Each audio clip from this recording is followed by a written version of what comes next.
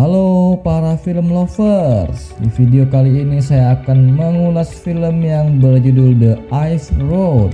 Di Amerika Utara terdapat banyak daerah-daerah atau kota-kota dengan suhu yang sangat dingin. Sopir truk sering melakukan perjalanan untuk mengantar barang-barang atau bahan kebutuhan pokok ke sana. Jalur yang mereka tempuh dinamakan Ice Road, di mana air sungai atau danau membeku membentuk padang es dengan ketebalan permukaan kurang lebih 60 cm. Di tengah gurun es terdapat satu pertambangan berlian yang bernama Katka yang terletak di Manitoba Utara. Para pekerja tambang melakukan tugasnya seperti biasa. Mereka menggunakan alat pengukur tekanan gas yang dinamakan metana. Tetapi hari ini ketika supervisor mengecek metana tidak berfungsi, tiba-tiba terjadi ledakan yang meruntuhkan sebagian terowongan termasuk pintu masuk. Ledakan ini terjadi karena kebocoran gas.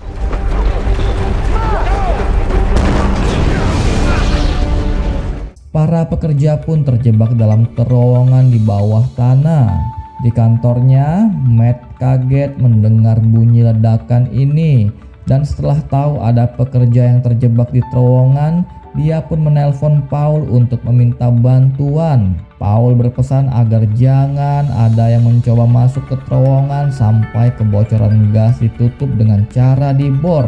Namun Matt berkata mereka tidak punya alat bor. Paul meminta bantuan angkatan udara untuk mengangkut mata bor dan kepala sumur seberat 30 ton dengan pesawat. Tetapi hal ini tidak bisa dilakukan karena beban yang terlalu berat. Angkatan udara menyarankan agar peralatan ini dibawa dengan menggunakan truk. Paul menelpon Max Tully minta bantuannya untuk mencarikan sopir truk. Singkat cerita, Max pun datang ke kantor Jim Golden Road, pengusaha truk yang biasa melewati rute Ice Road. Max menyampaikan maksudnya kepada Jim untuk mengangkut kepala bor dan pipa sepanjang 100 meter dan berat 30 ton untuk menyelamatkan para penambang Katka yang terjebak di terowongan. Jim pun bilang bahwa semua sopirnya saat ini sedang liburan karena ini adalah bulan April di mana lapisan es lebih tipis, jadi sangat beresiko untuk melewati Ice Road apalagi dengan muatan yang berat. Namun karena Jim kenal dengan semua pekerja tambang termasuk keluarga mereka, maka dia pun akan mencarikan sopir dan teknisi yang lain sebelum jam 3 sore. Jim juga minta agar Max meminta pemerintah daerah provinsi membuka jalur Ice Road. Mike bekerja pada perusahaan truk bersama saudaranya Gurty yang mengalami kelainan emosional karena kecelakaan yang terjadi beberapa tahun lalu.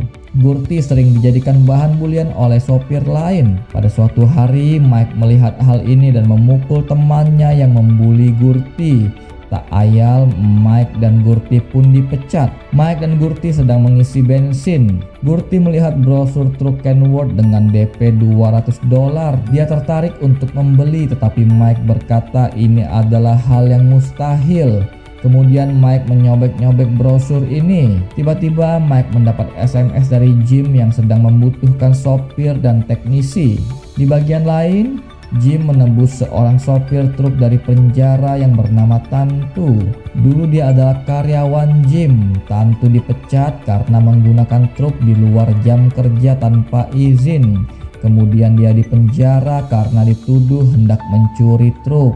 Tantu sudah mendengar berita ini dari TV. Alasan dia untuk ikut adalah untuk menyelamatkan kakaknya yang juga terjebak di terowongan tambang Katka. Mike dan Gurty datang ke kantor Jim. Gurty diperkenalkan sebagai teknisi yang akan membantu dalam perjalanan ini. Memang biasanya seorang supir akan ditemani oleh seorang teknisi. Jim pun menguji kemampuan Gurty dan terkesan dengan kecepatannya dalam membongkar mesin.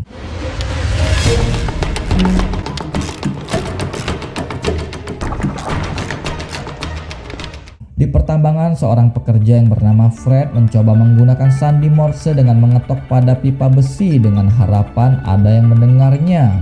Benar saja, dari dalam terowongan, Cody yang mengerti sandi Morse menjawab dengan memberikan informasi bahwa ada 26 orang yang selamat saat ini.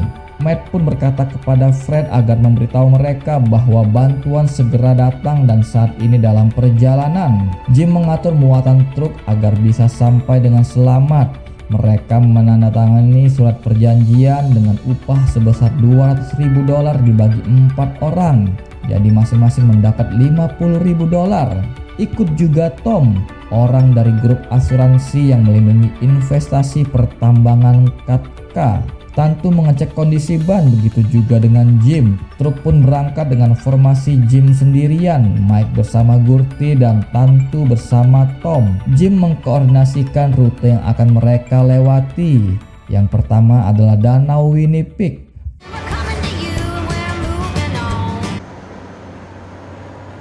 Tom bilang perjalanan ini terkesan biasa-biasa saja, tidak ada yang menarik. Namun Tantu memaparkan fakta mengangkut muatan seberat ini adalah hal yang sangat beresiko di bulan April karena lapisan es lebih tipis dari biasanya.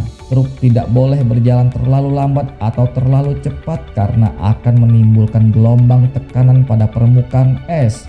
Kalau hal ini terjadi, maka lapisan es akan retak dan mereka akan tenggelam. Baru separuh perjalanan, truk Jim mogok karena mengalami kendala mesin. Jim pun mengabarkan kepada Mike yang ada di depan. Mike segera memundurkan mobilnya dan meminta Gurty memasang alat derek pada truk sehingga truk bisa ditarik. Jim juga membantu memasang tali derek, tetapi karena kurang hati-hati, tali derek melingkar di kakinya.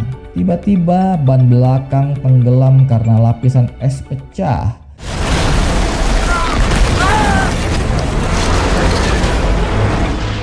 Truk pun perlahan-lahan tenggelam, ditambah Jim yang ikut terseret karena tali derek nyangkut di kakinya. Jim pun meminta Tantu memotong tali karena kalau tidak truk lain akan ikut terseret dan tenggelam. Dengan terpaksa Tantu memotong tali dan melihat Jim tenggelam bersama truk. Lapisan es lain kembali retak karena ketidakseimbangan berat. Mike pun meminta Tantu naik ke truk meski tidak sempat melepas tali derek di mobilnya. Mike menginjak gas maksimal untuk menghindari retakan, namun karena terlalu cepat truk berjalan zigzag dan akhirnya terguling. Mereka keluar dari truk dan melihat retakan es bergerak mendekati mereka. Namun syukurnya justru karena posisi truk yang terguling, retakan menjadi berhenti. Keseimbangan berat menjadi stabil. Mike mengirim pesan SOS melalui frekuensi radio bahwa truk mereka tenggelam. Tom mengajak Mike untuk pulang, namun Mike akan tetap lanjut karena sudah separuh jalan. Lagi pula di depan mereka terlihat awan badai yang akan segera turun. Mike mengajak untuk memperbaiki posisi mobil sehingga bisa kembali berjalan. Tom pun merasa ada sesuatu yang aneh karena tidak mungkin mesin mobil Jim tiba-tiba mati. Tom mencurigai Tantu. Mike pun menanyakan hal ini kepada Tantu. Mike menduga Tantu dendam kepada Jim karena dipecat dan dimasukkan ke dalam penjara sehingga dia mencampur bahan bakar truk dengan bensin yang menyebabkan mesin mati. Tom memperkuat kecurigaan mereka karena sebelum berangkat dia melihat Tantu berdiri di samping pom bensin. Mike kembali menuding pasti hal ini dilakukan demi uang karena kalau mereka semua mati maka Tantu akan mendapat semua uangnya. Tantu membantah hal ini, dia ikut bukan karena uang tetapi karena ingin menyelamatkan kakaknya yang terjebak di terowongan. Tantu terdesak dan mengeluarkan pistolnya tetapi Gurty merebut dari tangannya, lalu Tantu pun diikat. Dengan peralatan dan keahliannya, Mike dan Gurty memperbaiki posisi truk.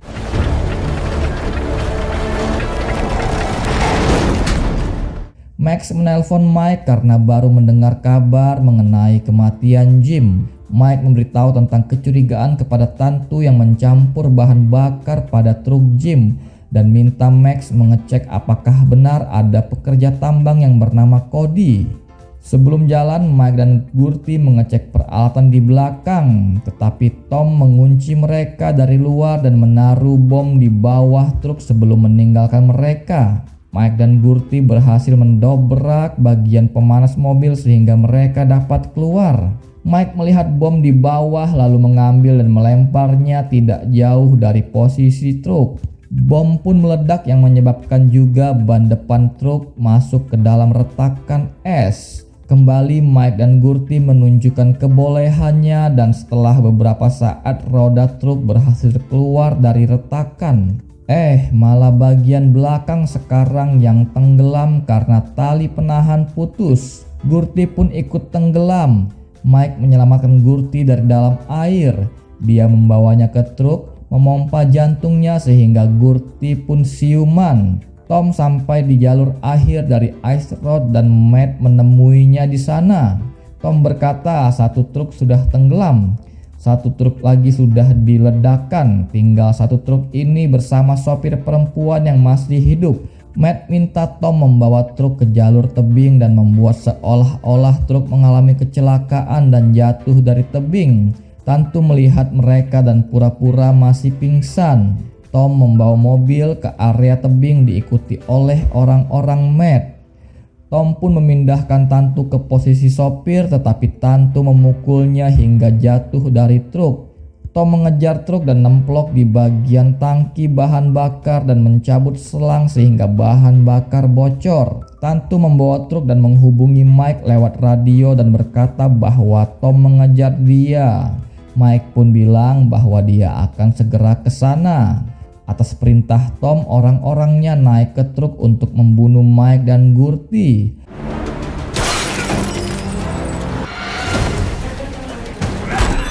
Sementara Tom mengikuti mobil Tantu yang sudah pasti tidak bisa berjalan jauh karena bahan bakar akan segera kering. Kembali pada Mike, salah seorang dari anak buah Tom tewas terlindas truk, sementara Gurty pun melumpuhkan seorang yang lain. Tantu turun dari truk karena sudah kehabisan bensin dan menembak Tom yang berada di belakang truk. Tiba-tiba datang Mike menabrak Tom yang sudah masuk di mobilnya sehingga mobil jatuh dari tebing.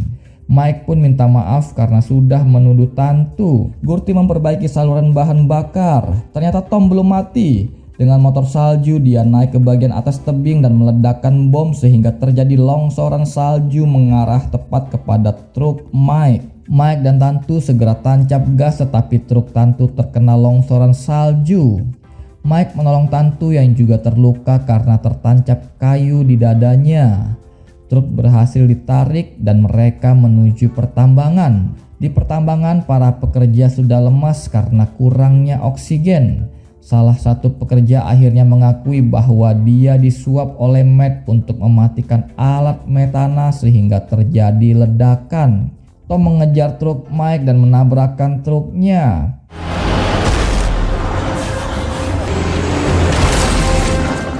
Mike minta Gurty untuk memegang kendali lalu dia menembak Tom meski meleset.